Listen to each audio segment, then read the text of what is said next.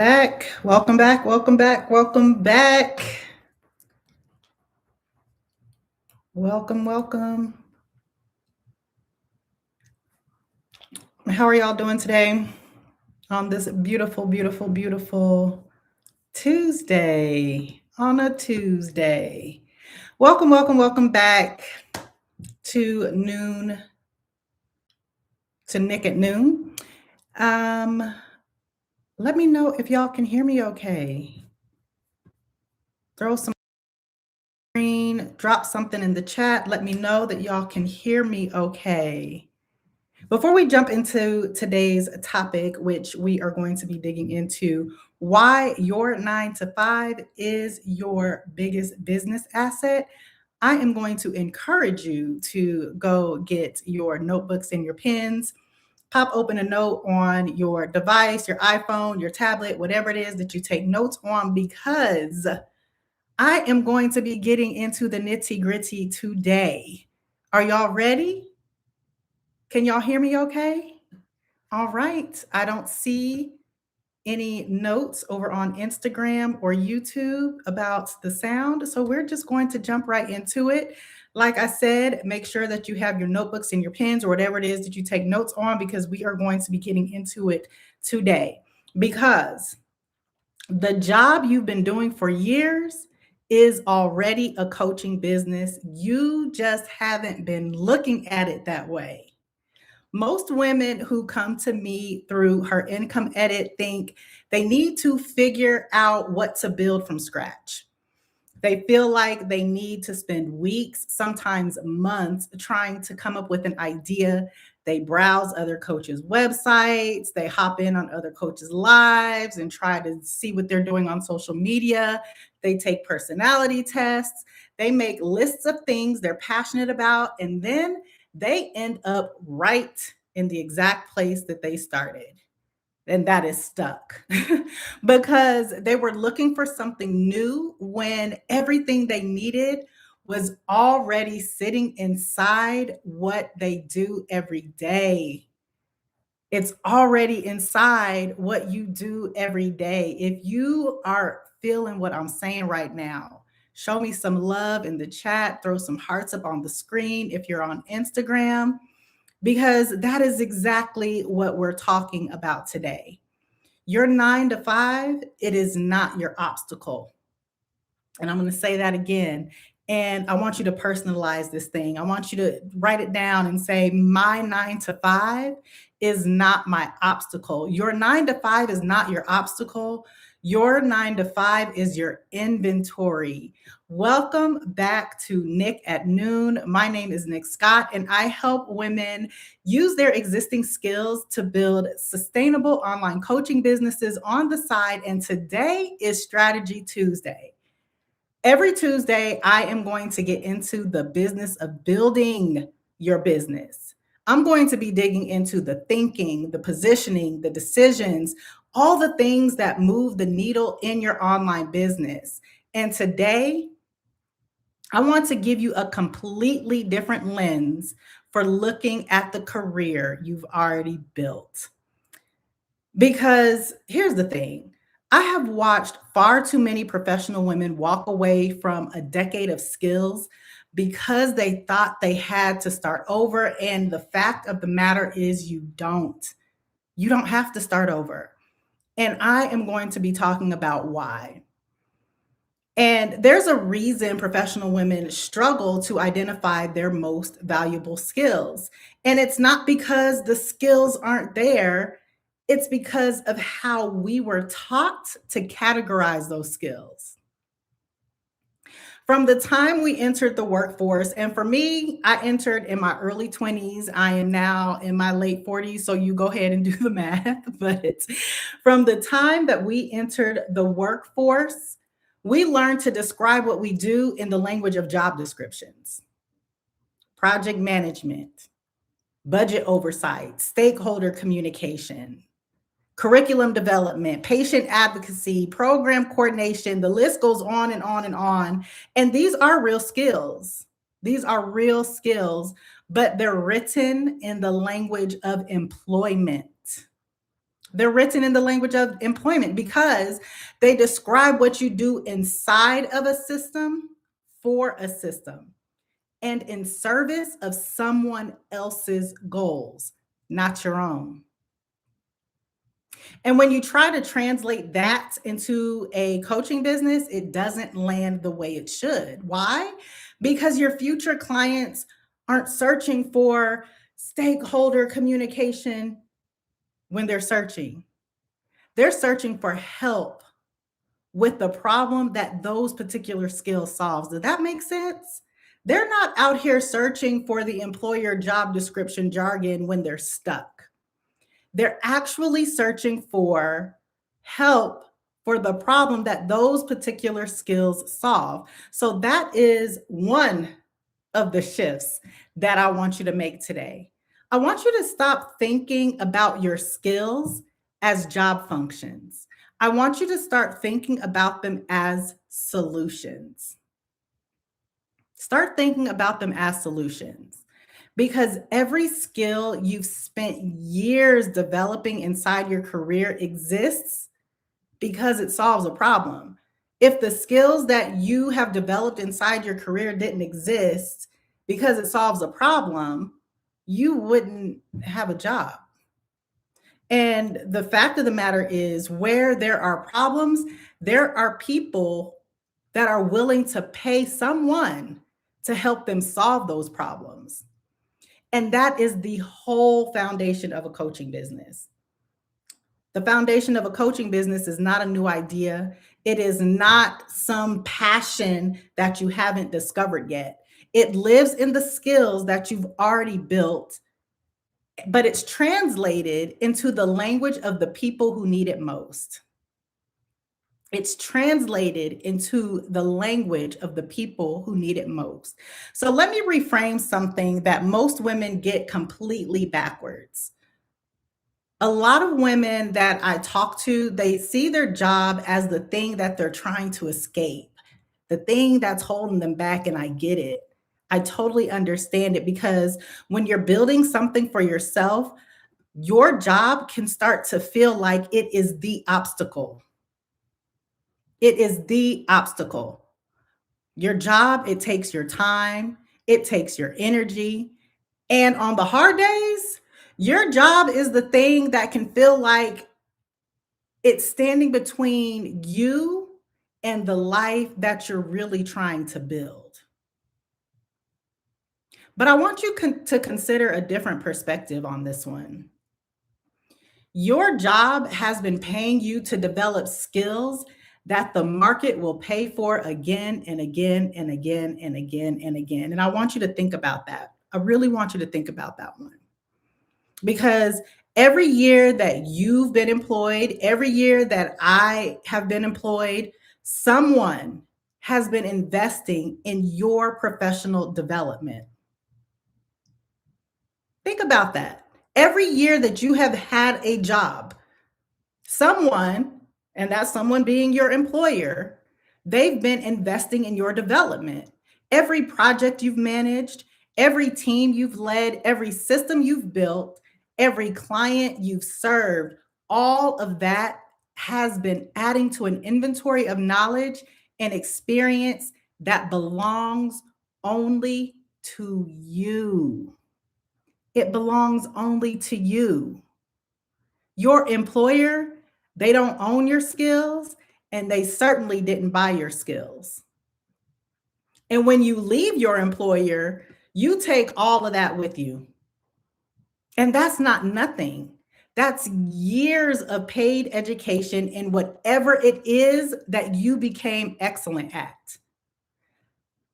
For an example, let's talk about a teacher who has spent 15 years figuring out how to differentiate instruction for 30 kids with 30 different learning styles.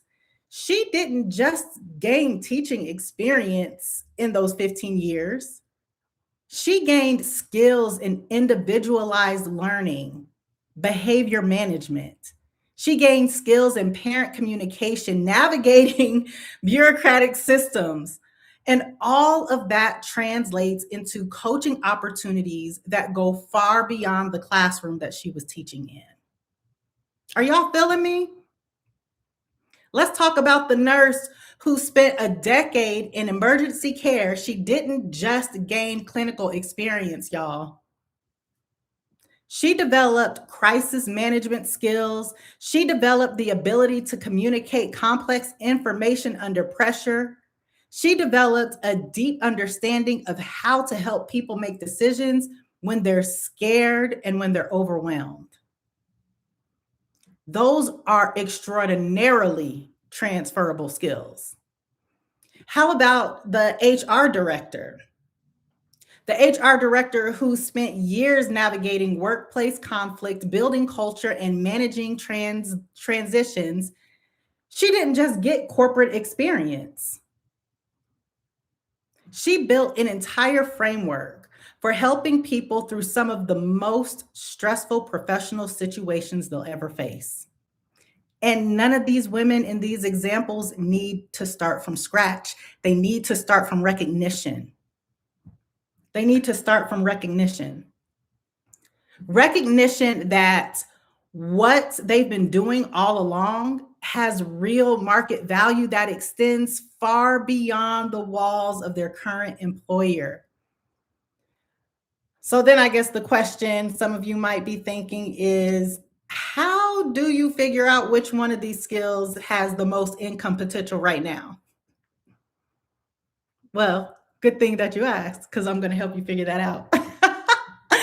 I want to give you a framework for thinking about this. Now, listen, what I'm getting ready to tell you is not something that I picked up off of Google or the internet. This is what I'm going to call a Nickism, because I'm not going to give you a quiz. This isn't a workbook exercise. And if you have your notebook and your pen or your notes app or whatever it is that you take notes on, pop it open, because from this point forward, there are going to be some things that I'm going to hope that you're going to want to write down.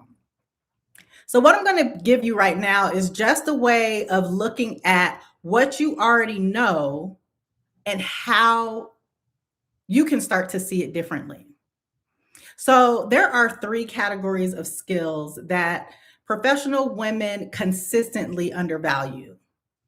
And when I say undervalue, I mean they don't recognize these skills as something that people would actually pay for. Okay, are y'all ready? Let me check on my YouTube family. Y'all doing okay over here? Let me know how you doing. Instagram, y'all doing all right? So the first category of skills is process skills. Now, process skills is the ability to take something complicated and making it manageable. So, if you've spent years creating systems, building workflows, developing processes, or helping people move through complex situations step by step, those are process skills. Let's go back to talking about this teacher. The teacher who can break down a concept 15 different ways until it lands, she has process skills. The project manager who can take a look at a chaotic situation and immediately see the sequence of steps that are required to resolve this problem, she has process skills. The nurse who can walk a terrified patient through a medical decision in a way that feels calm and clear, that nurse, she has process skills. Process skills are one of the most in demand coaching skills in the market right now, because the fact is that most people are overwhelmed. I mean, just just look at the world around us right now. These people, they have goals, but they don't have a clear path. They have problems, but they have no framework for solving them. And the person who can come in and say, here's how we think about this, here's the sequence, here's exactly what we do first, that is worth paying for. Okay? Let's talk about this second category of skills.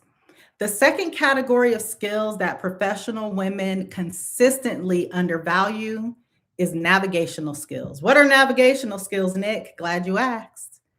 Navigational skills are the knowledge of how to move through a specific system or environment that other people find confusing or intimidating.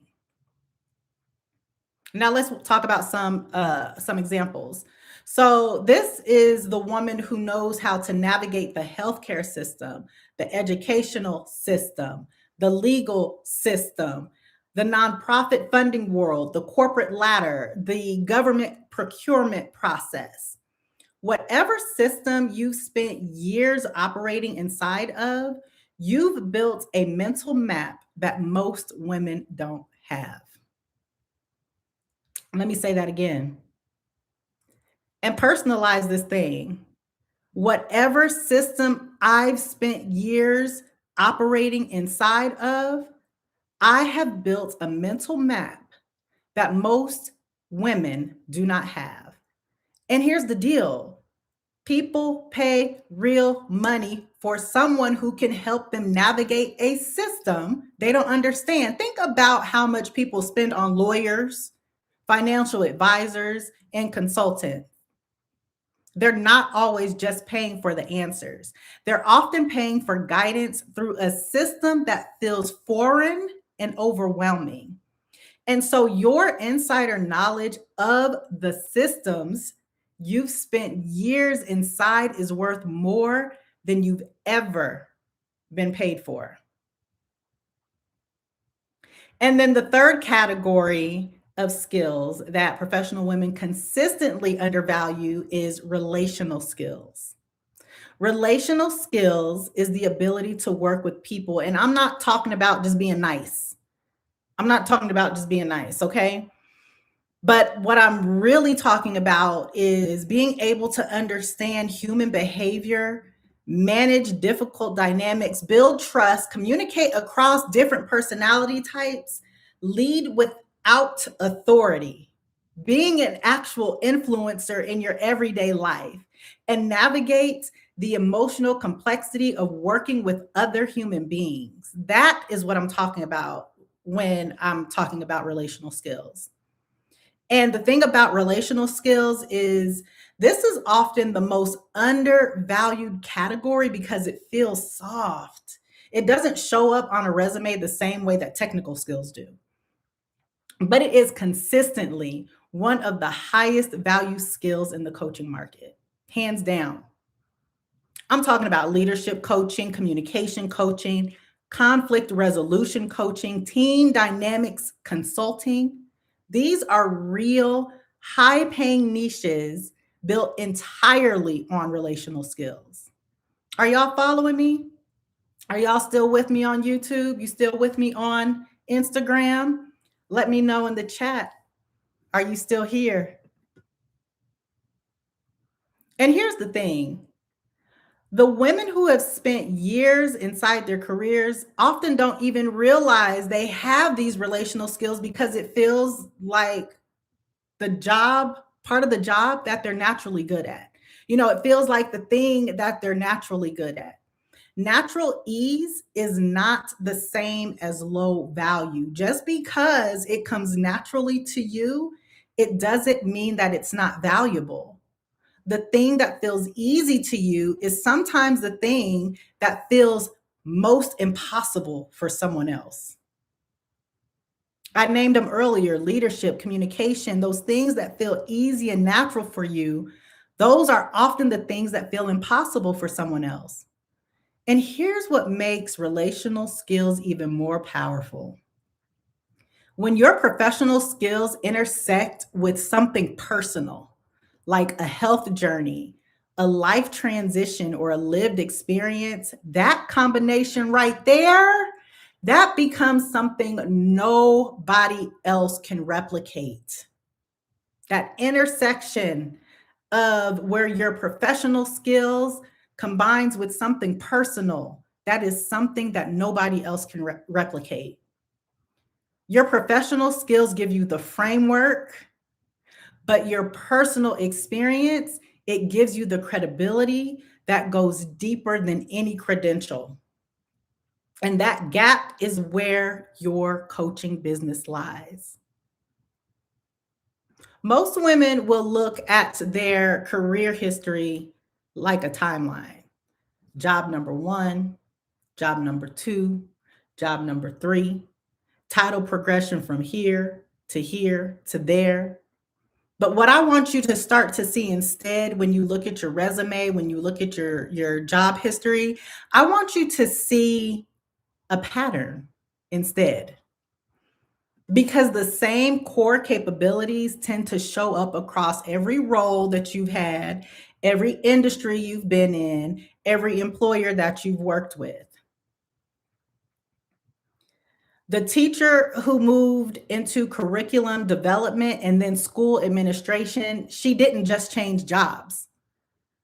She kept applying the same core skill in increasingly complex environments. And that is not a timeline, y'all. That is a pattern. And that pattern is the foundation of a coaching business. So when you start to see your career as a pattern rather than a timeline, you stop asking yourself, what am I qualified to coach on? But you rather start asking yourself, what keeps showing up in everything that I do? And that one question right there is one of the most powerful ones you can ask yourself right now. Because the answer to that question is almost always the thing you are most qualified to coach on. Y'all want me to repeat that question so you can write it down?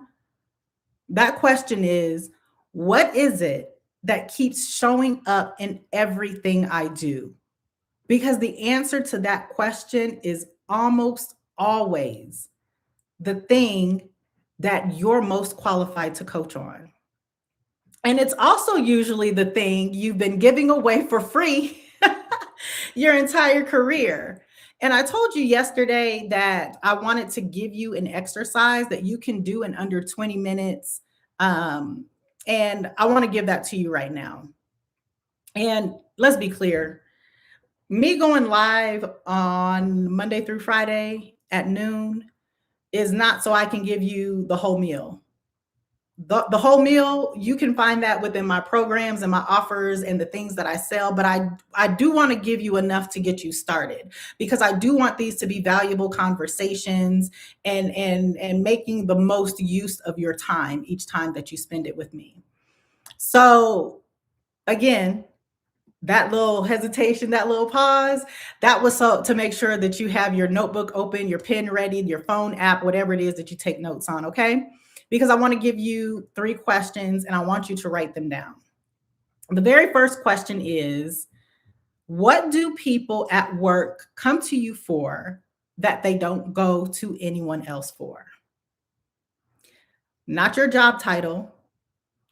I don't want you to think about your official responsibilities that are in your job description. I want you to think about the thing that people show up at your desk for, that people are emailing your inbox for, that people are pinging you on Slack for, or knocking on your door for. I'm talking about that informal ask that happens so regularly that you barely even notice it anymore. What is it? Okay. Question number 2. What is the problem underneath that ask? Right? It's easy to get caught up on what the surface request is, but what is the problem underneath that ask? The real problem. What is the thing they're really trying to solve? What is the thing they're really trying to avoid, fix, or figure out? Okay. Are y'all ready for the third question? The third question is, who else has that problem outside of your workplace? Because I promise you, the problem your colleagues bring to you, it exists everywhere else that same problem exists. And that means your potential coaching audience is not limited to your industry. Your potential coaching audience is not limited to your employer. Your potential coaching audience is not limited to your zip code. Okay. So there you have it. You have three questions, and hopefully you wrote them down. If you did not write them down, you can catch the replay of this live on YouTube and you can pause, rewind, and write it down. Um, because I want you to really answer these questions. If you're really truly thinking about, considering, or have started and feel stuck in your coaching business, I want you to write these questions down and I want you to answer them before you go to bed tonight. Because what you write down when you answer these questions, it's going to tell you something important about where your highest income coaching niche might already be sitting. And the fact of the matter is, the deeper work, though, you can answer these questions and that's going to give you enough to get started. But that deeper work is figuring out how to validate those skills, how to package those skills, how to price those skills, and how to position those skills. And that is exactly what I teach inside of Ignite. But this right here, these three questions, this is where it all starts. Okay. And I want you to get started. I really want you to get started. So far, we've talked about the three categories of transferable skills that professional women consistently undervalue. And those were process skills, navigational skills, and relational skills. We've also talked about how to read your career and how to start to see your career as a pattern instead of a timeline. Remember, I talked about job number one, job number two, job number three. Now, the next thing that I'm going to talk about might make some of you feel a little bit uncomfortable, but I'm going to talk about it anyway. I want to talk about the income potential piece of your coaching business because this is where a lot of women get tripped up. Because the easy part in this, oftentimes, is being able to identify what you know. But once you've identified what you know, in my experience, I find that women aren't sure if anyone will even pay for their skills. And that uncertainty right there, that is enough truly to keep you stuck literally forever. And so I want to tell you how I think about income potential. And it's really not that complicated because income potential in coaching, it really comes down to just two things. The first thing is the intensity of the problem. And the second thing is the specificity of the solution. That's really all income potential comes down to. So, in other words, the more painful the problem is, the more people will pay to solve that problem.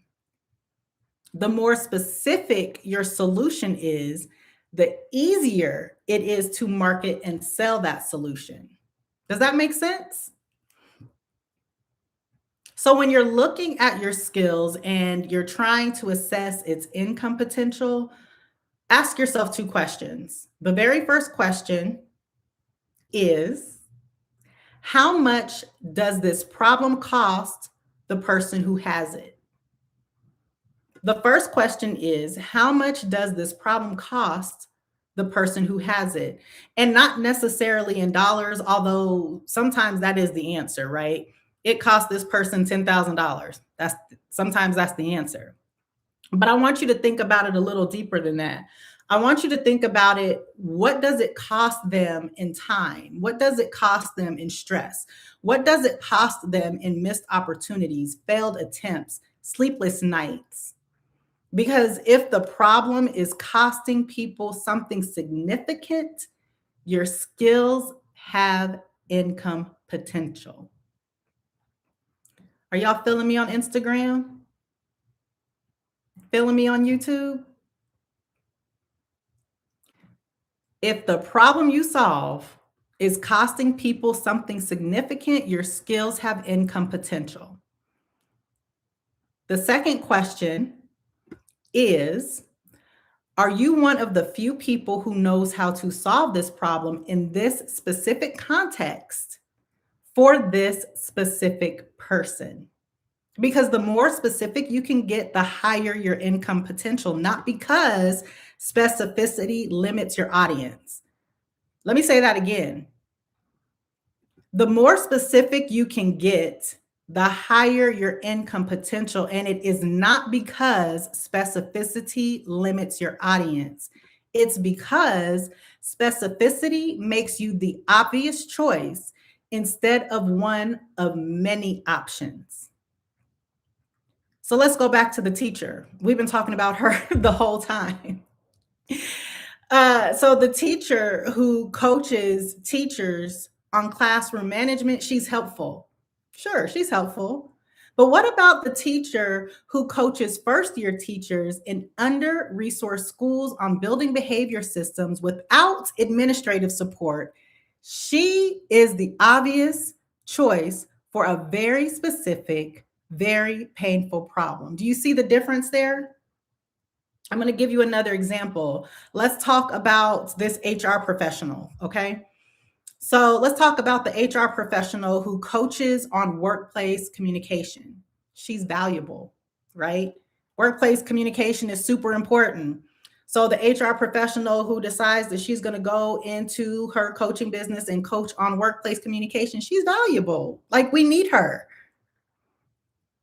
But what about the HR professional who coaches women of color on navigating advancement in predominantly white organizations? She is the obvious choice for a very specific, very real experiences most coaches cannot speak to authentically. So I want you to hear me on this. Specificity is not a limitation. Specificity is a magnet. And here's the thing about income potential that most people underestimate. You do not need a massive audience to generate significant income from coaching. And here's the other thing that I want to really put out here, because a lot of times when you hear established coaches say, you don't need a massive audience, you don't need to post on social media every day, those coaches typically will tell you, but you need to spend $100 a day on ads. And I'm here to tell you, you don't need a massive social media following, and you don't need to spend $100 a day on ads. Okay? What you need is a small number of the right people to recognize that you understand their specific problem better than anybody else that they've seen. You need a small number of the right people to recognize that you understand their specific problem better than anyone else they found. Okay? There it is, y'all. I literally gave y'all the whole game. The whole game. And now I want to bring this back to where you are, or where you might be right now, because some of you might be watching this in your car or on your lunch break, or maybe you'll be watching the replay tonight after you put the kids to bed. Maybe some of you have been thinking about building something like a coaching business for yourself for the past 2 years and you haven't started yet. Maybe some of you have started building your coaching business, but you've hit a wall and you aren't sure whether or not you should keep going. But wherever you are, I want you to hear this. And I'm saying this with all sincerity and with all seriousness. You are not behind. You are not behind. You are not unqualified. You're not underqualified. You're not underqualified, and you're not unqualified. You're not missing something that other coaches have. Your magic is just as powerful as their magic. What you might be missing, though, is the framework to see what you already have clearly enough to build from it. And that is exactly what I designed Ignite to do. I didn't design Ignite to help you find or to give you skills that you don't already have. I built Ignite to give you the structure to take the skills you've spent years building and turn them into a coaching business that generates real income that works with your life, not the other way around. Applications are open right now and they close on March 23rd. Ignite is a 12-week program built for professional women who are still working 9 to 5 while they build their businesses on the side. So, Ignite is not a course that you're just going to buy and never complete.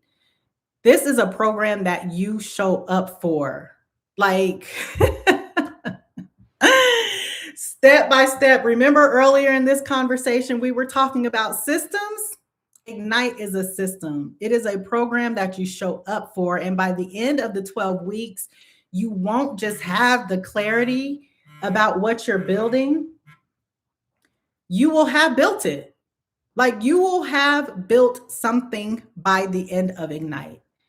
If that's where you are right now, the link for Ignite, if you're on YouTube, is in the description. If you are on Instagram, the link for Ignite is in my bio. So I want you to go to the webpage. I want you to read about the program, and I want you to see if it is a right fit for where you are in your journey. Okay? There's no harm in going to check it out. But if it is the right fit, if you go through the webpage and you watch the videos and you read the FAQ and you listen to the testimonials and you feel like this is a right fit, I want you to apply before March 23rd. Is that a deal? And I want to close today with something that I want you to carry with you for the rest of your week. And that is, your career isn't something you're leaving behind when you build a coaching business. Your career is not something that you are leaving behind when you build a coaching business. Your career is literally the foundation of everything that you're going to build on. Every year of experience, every difficult situation you've navigated, every skill you developed, every system you learn to work inside of, none of that is wasted. None of it is irrelevant because all of it is inventory. And the question isn't whether you have enough to build from. The question is whether you're going to start looking at what you already have with the eyes of a business owner instead of an employee. That right there, that is the strategy shift I want you to make this week. Not a new strategy shift in the way of a new platform or a new offer or a new funnel, but the strategy in the new way of looking at everything that you've already built. Because when you see it clearly, the path forward becomes a lot less complicated than you've been making it. It really does. Now, I want you to come back tomorrow for Money Making Wednesday. For Money Wednesday. And just a little teaser. We're going to be talking about the income potential of coaching, the real income potential of coaching. That is tomorrow on Money Making Wednesday. And spoiler, and no surprise, if you've been here yesterday and you're here today, I'm going to be talking about the numbers nobody talks about. I'm going to be talking about what coaching income looks like when you're building strategically and why you don't need as big of an audience as you think to make this work. So set your reminder. Meet me here, right here on Instagram, right here on YouTube tomorrow. And if Ignite is calling your name, if it even sparked just a little bit of curiosity, I want you to click the link in the description. If you're on YouTube, click the link in my bio. If you are on Instagram, and check it out. Check out what is Ignite is. Check out the safety method. Check out the testimonials. Check out my story behind why I built Ignite. Applications close on March 23rd, and I will see y'all tomorrow. Bye.